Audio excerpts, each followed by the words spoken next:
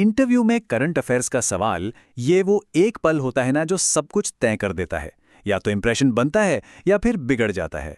आज हम इसी को क्रैक करने का एक ऐसा तरीका समझेंगे, एक ऐसा फ्रेमवर्क जो किसी भी सवाल का जवाब बिल्कुल साफ, बैलेंस्ड और एक ऑफिसर की तरह देने में मदद करेगा। तो चलिए शुरू करते हैं। कभी हुआ है ऐसा, इंटरव्यू पैनल एक सवाल पूछता है और दिमाग एकदम खाली। ये हम सबके साथ होता है। पर क्या हो अगर मैं ये कहूं कि इंटरव्यू बोर्ड को रटी रटाई जानकारी में कोई इंटरेस्ट ही नहीं है। असल में तो वो बस ये देखना चाहते हैं कि आप सोचते कैसे हैं। तो इस पूरी कला को समझने के लिए हम 5 स्टेप्स में आगे बढ़ेंगे।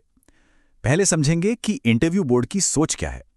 फिर सीखेंगे वो 30 सेकंड का गोल्डन फॉर्मूला, उसे महंगाई के उदाहरण से लागू करके देखेंगे।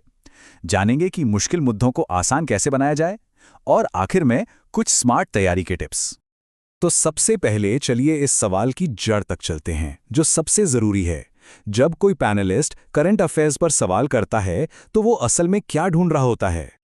और इसका सबसे अहम जवाब ये है, ये आपके नॉलेज का टेस्ट नहीं है, ये आपके सोचने के तरीके का टेस्ट है। उन्हें इस बात से मतलब नहीं कि कितने फैक्ट्स याद हैं, बल्कि इससे है कि आप किसी मुद्दे का विश्लेषण करते कैसे हैं। और मजे की बात यह है कि ये पूरी सोच सिर्फ 3 चीजों पर आकर टिक जाती है। पहली है क्लैरिटी, मतलब क्या मुद्दे की सही समझ है। दूसरी है बैलेंस, क्या किसी एक तरफ झुके बिना हर पहलू पर नजर है। और तीसरी प्रैक्टिकलिटी, क्या जो हल सुझाया जा रहा है वो वाकई में जमीन पे उतर भी सकता है। और जब ये तीनों चीजें यानी क्लैरिटी, बैलेंस और प्रैक्टिकलिटी एक साथ आ जाती है ना, तो बस इसी को कहते हैं एडमिनिस्ट्रेटिव टेम्परमेंट। यही वो खासियत है जिसे इंटरव्यू बोर्ड हर होने वाले ऑफिसर में ढूंढता है। तो सवाल ये उठता है कि भाई इस एडमिनिस्ट्रेटिव टेम्परमेंट को कुछ ही सेकंड्स में दिखाएं तो दिखाएं कैसे? चलिए अब इसके प्रैक्टिकल टूल किट पर आते हैं। देखिए, एक बात गांठ बांध लेनी है, इंटरव्यू में लंबे चौड़े भाषणों का टाइम नहीं होता। बोर्ड को चाहिए एकदम सटीक, टू द पॉइंट जवाब, जो आपकी सोच की गहराई को तुरंत सामने रख दे। और यहीं पर काम आता है हमारा गोल्डन फॉर्मूला। ये एक तरह से आपका मेंटल रोड मैप है। सिर्फ 4 आसान स्टेप्स। पहला, इशू क्या है वो बताइए। दूसरा, उसका इंपैक्ट यानी असर क्या हो रहा है। तीसरा, एक बैलेंस्ड व्यू दीजिए जिसमें अब तक हुए कामों का भी जिक्र हो। और चौथा, एक वे फॉरवर्ड यानी आगे का रास्ता सुझाइए। चलिए, अब थ्योरी बहुत हो गई, इस फॉर्मूले को एक्शन में देखते हैं। और इसके लिए एक बहुत ही कॉमन इंटरव्यू टॉपिक उठाते हैं, महंगाई। तो सोचिए, आप इंटरव्यू में बैठे हैं और आपसे ये सवाल पूछा जाता है, भारत में बढ़ती महंगाई के क्या कारण हैं और इससे निपटने के लिए क्या किया जा सकता है। अब देखते हैं कि हमारा फॉर्मूला इस पर कैसे काम करता है। तो सबसे पहले स्टेप 1, इशू।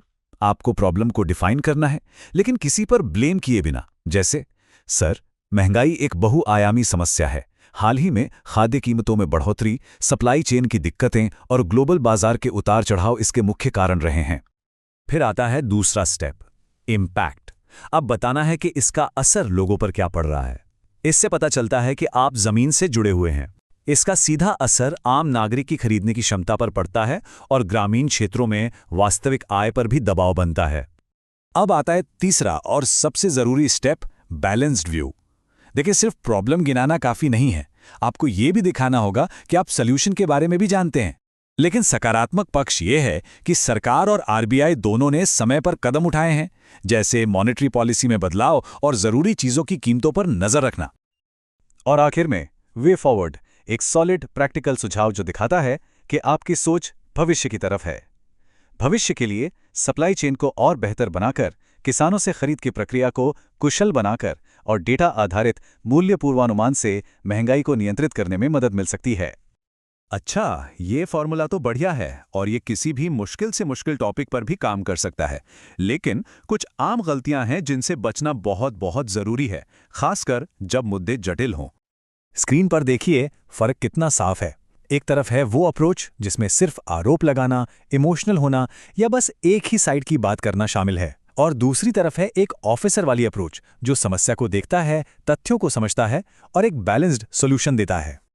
तो मुद्दा कोई भी हो, कितना भी कॉम्प्लेक्स क्यों ना हो, चाहे एआई रेगुलेशन हो या क्लाइमेट चेंज, उसे बस इन 3 हिस्सों में तोड़कर देखिए। असल समस्या क्या है, उसका कारण क्या है और उसका प्रैक्टिकल हल क्या हो सकता है। यकीन मानिए यही सरलता आपकी सबसे बड़ी ताकत है। चलिए, अब आते हैं हमारे आखिरी हिस्से पर कि भाई इस पूरी तकनीक के लिए तैयारी कैसे की जाए।